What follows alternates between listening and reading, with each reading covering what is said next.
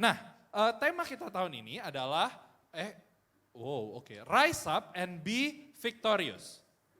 Oke, dengan subtema Deeper, Stronger, Younger. Rise up, bangkit and be victorious. Dan apa? Menang. Bangkit dan menang. Oke, nah bangkit itu bangkit. Atau mungkin bahasa simpelnya berdiri gitu ya, bangkit. Rise up, naik. Itu adalah satu kata kerja. Benar nggak? Kalau diminta berdiri atau bangkit dong, itu kata kerja. Berarti apa sih kalau itu kata kerja? Maksudnya apa? Berarti kita yang perlu melakukannya. Inisiatifnya datang dari diri kita sendiri. Benar nggak? Jadi maksudnya apa dari tema ini? Rise up and be victorious. Keberhasilan atau kegagalan kita di tahun ini, itu ditentukan oleh diri kita sendiri. Yang percaya katakan? Amin. Ditentukan oleh diri kita sendiri, bukan ditentukan oleh orang tua, walaupun mungkin orang tua membantu kita. Bukan ditentukan oleh teman-teman di sekitar kita, walaupun teman-teman di sekitar kita mungkin membantu kita. Tapi poin paling pentingnya, persentase paling besarnya adalah di diri kita sendiri. Apakah kita mau bangkit atau enggak? Nah, untuk memberikan contoh, gue perlu satu volunteer. Gue akan minta satu orang maju, mungkin gue tanya dulu, gue akan tunjuk orangnya. Tapi coba, mau cewek atau cowok yang maju? Team boys atau team girls? Cowok. Cowok ya? Oke. Telat. Namanya siapa? Boleh minta maju ke depan nggak?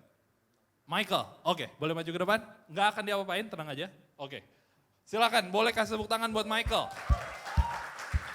Oke, ini ada kursi, berdiri di depan kursi, ngadep ke sana, oke. Tenang, nggak akan diapa-apain. Nah kita akan coba ambil contoh dari sini ya. Oke, Michael boleh minta tolong untuk duduk nggak? Oke, sekarang angkat tangan kiri. Oke, turunin. Sekarang boleh minta tolong berdiri lagi. Oke, bisa ya dilakuin ya? Nah sekarang misalnya minta tolong, Michael boleh tolong joget nggak? 15 menit. Nari. Kenapa? Canggung. Nggak mau ya? Nggak mau ya? Oke, sekarang boleh minta tolong duduk lagi? Oke. Coba sekarang kakinya duduknya sila, ngangkat gitu kayak bos. Nah, look like a boss. Oke. Sekarang turunin, terus berdiri. Oke. Nah, berdiri duduk kakinya kayak bos, mau ya? Disuruh nari, nggak mau ya? Nggak mau ya? Nggak apa-apa nggak mau ya? Nggak mau. Kenapa nggak mau? Malu. Nah, kalau nggak mau melakukan sesuatu, tadi dilakuin nggak? Tadi nari nggak? Enggak ya? Berarti kalau kita nggak mau ngelakuin sesuatu, kita akan lakuin nggak? Enggak. Walaupun diminta loh, diminta.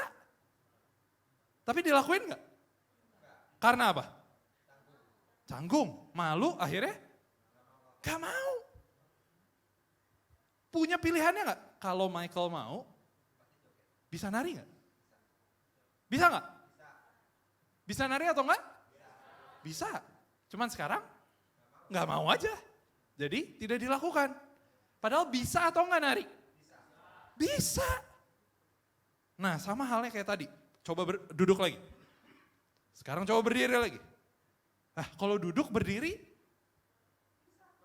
bisa. Dan kenapa dilakuin? Karena mau. Bisa lihat betapa simpelnya konsep ini? Oke, boleh kasih tepuk tangan dulu buat Michael. Sebelumnya sabar dong Michael, sabar. Sabar Michael, sini. I have prepared, mana ya? Nah, ini ada 2 voucher WTC Lounge, bisa digunain buat minuman apapun. Kenapa ada 2? Karena 1, siapa tahu buat traktir gebetan. Oke? Alright. Boleh kasih tepuk tangan lagi buat Michael. Nice. Alright. Wow, bisa lihat nggak bahwa sebenarnya mau bangkit atau enggak tergantung siapa? Kita semua punya kebebasan untuk melakukan apa yang kita mau. Dan apa yang kita tidak mau. Kalau kita nggak mau, kita nggak lakuin, bisa nggak? Bisa. Kalau kita nggak mau, tapi abis itu kita lakuin juga, kita paksa, bisa nggak? Bisa. Kalau kita mau, terus kita lakuin, bisa nggak? Easy peasy, benar? Gampang. Kalau kita mau, tapi kita tahan diri, kita nggak lakuin, bisa? Bisa? Bisa. Ya kan? Ada martabak, aduh enak banget ya ampun, tapi malam, aduh perlu kalori defisit gitu kan. Bisa ditahan? Bisa. Nah jadi sebenarnya kata-kata ini, rise up and be victorious, itu benar-benar ada di kendali kita. Kita bisa melakukannya, bisa tidak melakukannya. Tidak ditentukan oleh siapa-siapa. Nah sekarang kita mau coba lihat ayat Alkitabnya. Kita akan belajar dari Efesus 5 ayat 14. Ephesians 5 verse 14. Semua bisa lihat di depan? Apakah cukup kelihatan? Kurang gede nggak? Mohon maaf kalau kurang gede, nanti berikutnya gue gedein lagi. Gue akan bacakan untuk kita semua. Therefore he says, awake you who sleep. Bangun yang tidur. Arise from the dead. Bangun dari kematian. And Christ will give you light. Dan Yesus Kristus akan memberikan kamu terang. Wow, ayat yang luar biasa. Tuhan memerintahkan kita untuk bangkit, jangan tidur. Nah, bangkit sekali lagi merupakan kata kerja. Kita yang perlu bekerja, kita yang perlu melakukannya. Sama seperti tadi, diminta dari duduk, diminta berdiri. As simple as that. Nah tapi, gua mau menyampaikan bottom line yang pertama di sini. Oke, ini bisa dicatat di catatan teman-teman. Jadi here's the first bottom line. You have the choice to rise up. The decision is in your hand. You have the choice. Yang percaya sama-sama katakan? Amin. Jadi kita yang punya pilihannya, kita mau bangkit atau enggak. Nah, berikutnya ada yang menarik. Di ayat sebelumnya dibilang, awake from your sleep. Aneh ya, padahal sekarang misalnya nih, kita kan bangun ya kan? Kita nggak ada yang tertidur. Waktu surat ini ditulisin, waktu orang baca gitu suratnya, awake you who sleep. Padahal dia baca pasti dalam keadaan bangun kan. Ada yang di sini bisa baca sesuatu dalam kondisi tidur, itu aneh banget dan gue berharap gue punya kekuatan itu. Bener gak? Baca presentasi bisa sambil tidur ya kan, baca presentasi kantor besok waktu bangun, udah tahu semuanya. Enak banget, tapi sayangnya gak bisa. Bener kan? Jadi apa sih maksudnya di sini bangun dari apa? Kita kan gak tertidur secara fisik gitu ya. Nah kalau baca kitab NKJV, New King James Version, gue akan kembali dulu ke ayat yang tadi. Kalau teman-teman lihat di Bible app teman-teman, aplikasi Alkitab teman-teman, kenapa gue ambil dari NKJV, bukan dari version yang lain? Karena di sini dikasih tahu ayat-ayat yang mendukung ayat ini. Yang dimaksud dari ayat ini itu, di mana sih ayat lainnya itu ada nih di kitab ini. Jadi, keterangan ayat ini itu bisa ditelusuri lebih lanjut di Efesus 5 ayat 14, Yesaya 26 ayat 19, di ayat Efesus 5 ayat 14 keterangannya dapat ditemukan di Yesaya 26 ayat 19, Yesaya 60 ayat 1, dan Roma 13 ayat 11. Nah jadi bisa dicari tuh ayat-ayat yang berhubungan dengan ayat ini. Jadi untuk tahu lebih lanjut, gue coba cari ayat yang dibilang berhubungan. Siapa tahu deskripsinya lebih jelas. Karena kalau cuman awake you who sleep, what does it mean? Right? Agak membingungkan.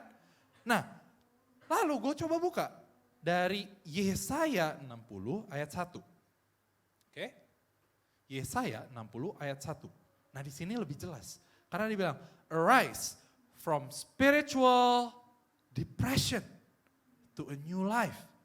Shine be radiant with the glory and the brilliance of the Lord, for your light has come, and the glory and brilliance of the Lord has risen upon you. Ada amin? Nah, di sini jelas banget. Arise from apa? Spiritual depression. Oke, boleh coba ditulis tuh, spiritual depression. Kita nanti akan kembali ke sini, oke?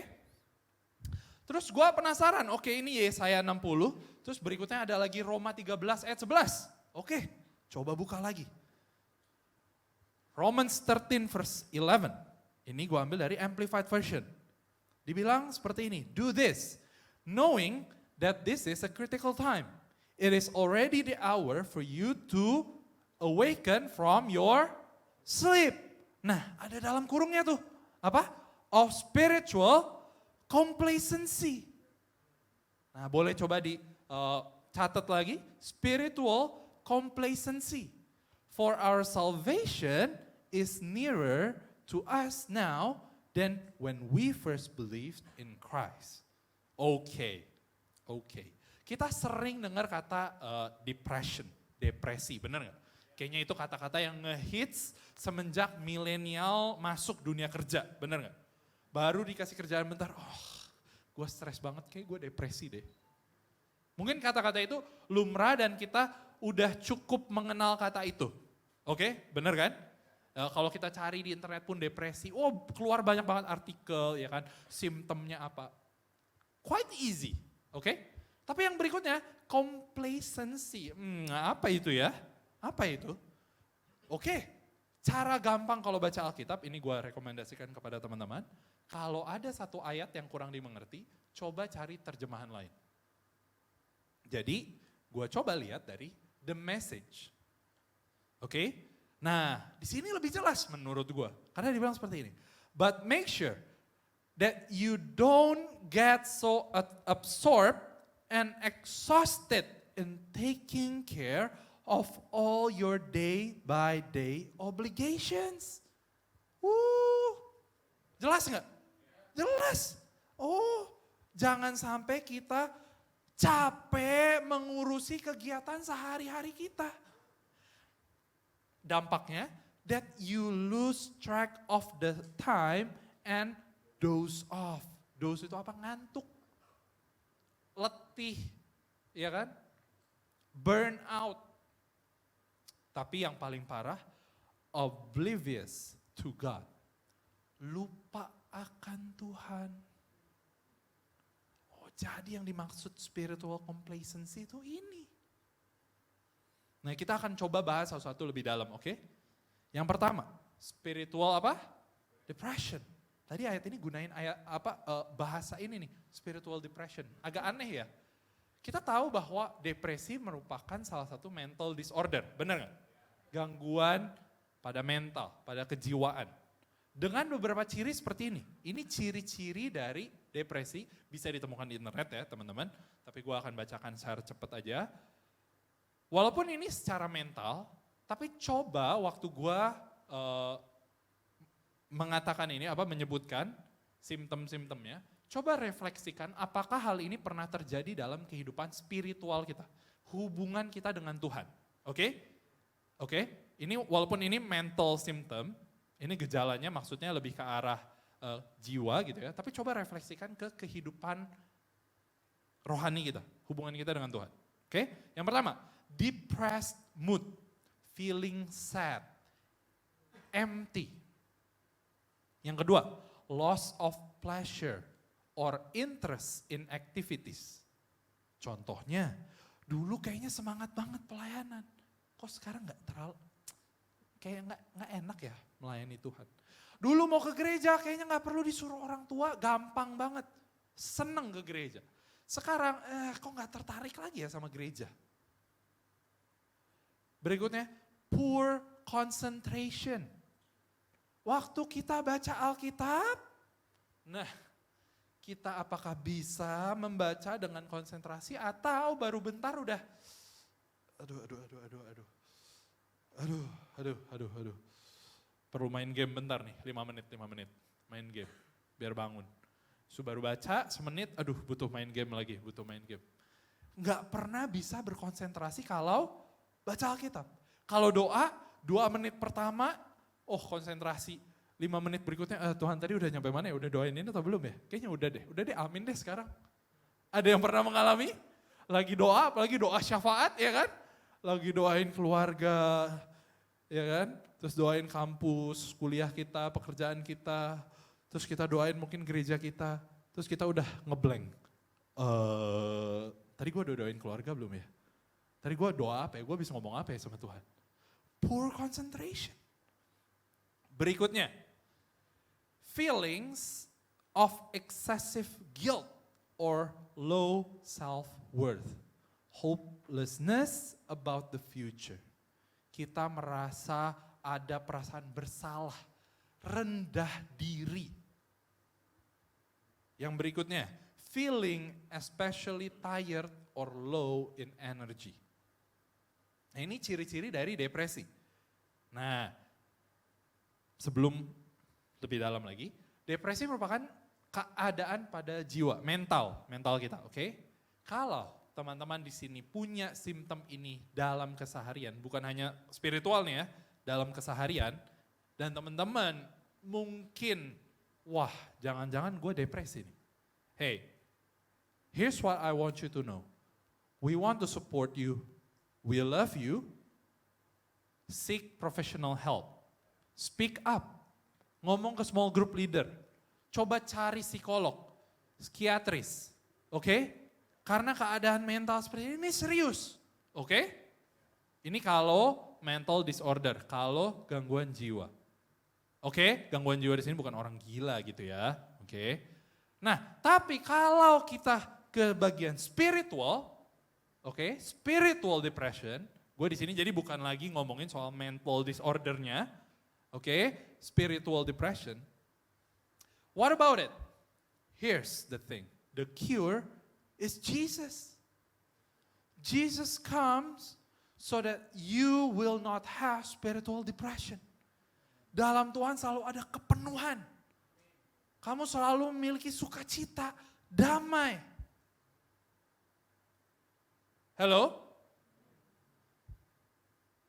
The key is Jesus. The cure is Jesus. But here's the thing. It's up to us whether we want to get up and seek Jesus or not. Kita mau bangkit, kita mau cari Tuhan atau enggak, keputusannya ada di tangan kita. God loves you, but God will not force you to love Him. Tahu kenapa? Karena love and choice needs to go hand by hand. Love and choice itu perlu bergandengan tangan. Kasih dan pilihan, freedom, kebebasan, itu perlu jalan berbarengan. Kalau ada orang bilang mereka mengasihi kamu, tetapi mereka mengekang kamu sebegitunya.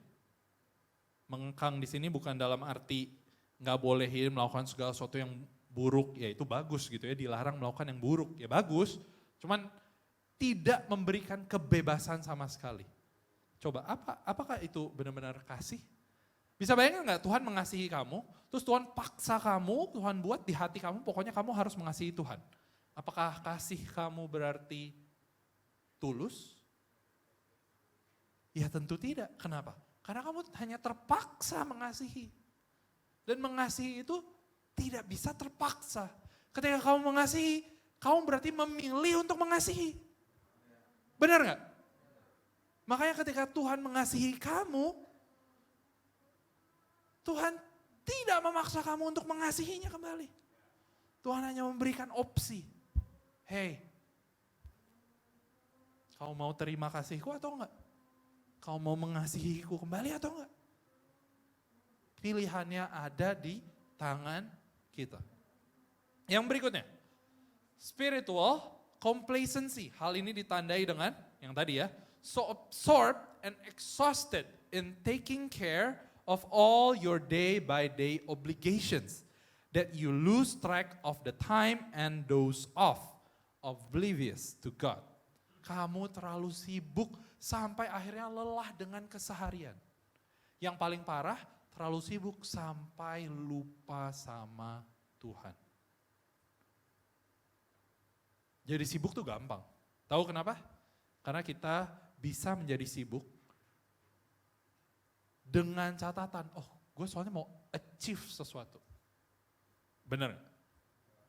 Kita mau achieve sesuatu. Kita mau mendapatkan IPK terbaik misalnya. Kita mau punya skripsi terbaik di kampus. Kita mau punya CV yang luar biasa keluar setelah lulus dari kampus biar waktu kerja kita gampang diterima. Jadi kita menyibukkan diri kita dengan berbagai kegiatan. Benar gak? Gampang buat jadi sibuk. Tahu yang susah? Yang susah di tengah kesibukan kita berhenti dan kita berpikir, what's the most important thing in my life? Itu susah. Karena biasa kalau udah lari, susah berhenti. Apalagi ketika kita mungkin melihat orang-orang di sekitar kita juga berlari. Sehingga sepertinya kalau kita berhenti, seperti kita ada di posisi tertinggal dari orang-orang lain. Padahal tahu nggak? Ketika kita berhenti, biasanya disitulah kita bisa tahu kita lagi jalan ke arah yang tepat atau enggak. Dibanding kita berlari tanpa tujuan yang jelas. Oh, orang lain boleh lari, nggak masalah. Tapi nggak ada garansi mereka sebenarnya berlari ke tujuan yang tepat. So spiritual complacency is about taking some time to rest and think and build your relationship with God. Take a moment. Dalam keseharian, coba berhenti sejenak. Coba berhenti sejenak. Okay, so far so good? So far so good? Okay, now we want to move on. Kalau teman-teman, mungkin, gue tanya dulu, ada yang mungkin relate dengan hal-hal yang tadi gue sampaikan? Pernah mengalami spiritual depression, spiritual complacency, pernah? Okay, good to hear. Karena Tuhan punya jawabannya. Tuhan selalu punya jawaban. Ada di 2 Korintus 2 ayat 4. 2 Corinthians 2 verse 14. I'm gonna read from the Amplified Version. But thanks be to God who always leads us in triumph in Christ. And through us spreads and makes evident everywhere the sweet fragrance of the knowledge of Him. But thanks be to God who always leads us in triumph. Tahu nggak bahwa Tuhan selalu menuntun kamu ke dalam kemenangan. That's the beautiful thing. Tuhan selalu menuntun kamu ke kemenangan. God never sends us to a battle we cannot win. Never. God always sends you to a battle that definitely you can win. Not only that you can win, tapi bahkan Tuhan udah menangin sebelumnya buat kamu. Sehingga kamu berjalan dalam kemenangan, bukan kekalahan. Can you imagine how beautiful it is? Can you imagine how easy life as a Christian? Orang-orang lain apa? Fight to win. Benar nggak? We fight from the winning side. We have the guarantee. Kita punya jaminannya bahwa kita udah menang duluan.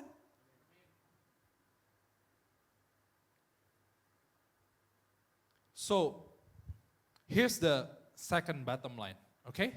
Here's the second bottom line.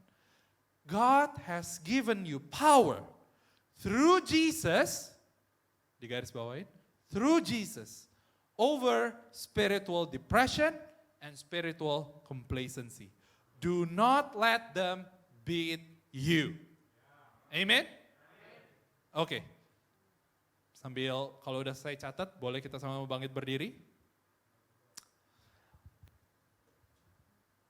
Ya bangkit berdiri, kita mau selesain sharing ini. Oke? God always lead us to victory. God has given you the power through Jesus over spiritual depression and spiritual complacency. Do not let that beat you. Nah ini yang teman-teman nanti bisa didiskusikan di small group. Ada 3 pertanyaan yang bisa teman-teman diskusikan. Yang pertama, last year, coba kita refleksi ke tahun sebelumnya, 2022. Have I experienced spiritual depression and or spiritual complacency? Pernah gak ya? Gue ngalamin nih. Kayaknya secara spiritual gue kayak depresi gitu. Kayak gak mau berhubungan sama Tuhan, males ke gereja, ya kan? Terus atau spiritual complacency, gue capek, kayaknya keseharian aduh bosen. Lupa sama Tuhan. Pernah gak ya tahun lalu? If yes, kalau pernah ngalamin ini, kalau pernah, coba refleksi. Kenapa sampai mengalami hal seperti itu? Kenapa ya? Apakah karena masalah kayaknya terlalu berat sampai kita kecewa sama Tuhan? Tuhan katanya lu gak pernah ngasih masalah yang lebih besar dari kemampuan gue. Ini mah di luar kemampuan gue. Atau mungkin bukan masalahnya tapi ada satu orang yang mengecewakan kita padahal kita look up to this person. Well, in that case, I want you to hear the truth. Seharusnya teman-teman look up to Jesus, bukan look up to a person. Oke? Tapi ya mungkin itu terjadi jadi kita males. Atau mungkin kita capek, wah kita kerjain semuanya. Kita mau sukses, kita mau achievement kita luar biasa, jadi kita work very very hard, tapi in the end kita punya spiritual complacency, kita burn out, kita gak punya waktu buat Tuhan. Why? Why I experience that? Dan kalau teman-teman gak pernah ngalamin, well boleh juga di sharing. Kenapa ya gak pernah ngalamin spiritual depression? Mungkin teman-teman konsisten punya hubungan terus sama Tuhan. Mungkin. Yang kedua, when you experience that, spiritual depression, spiritual complacency, coba ingat-ingat, where do you put Jesus? Yesus ada di mana ya waktu masa-masa itu dalam kehidupan kita? Apakah Yesus tetap ada di nomor 1 atau sebenarnya Yesus kita turunin prioritasnya?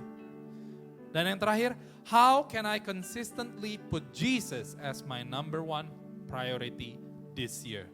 Coba buat rencana-rencana dengan small groupnya. Nge-gym sendirian susah, nge-gym bareng-bareng lebih gampang. Hal yang sama dalam kehidupan iman kita, perjalanan kita dengan Yesus, sendirian susah, ngelakuinnya bersama-sama lebih gampang. Oke? Come on, let's pray, let's pray.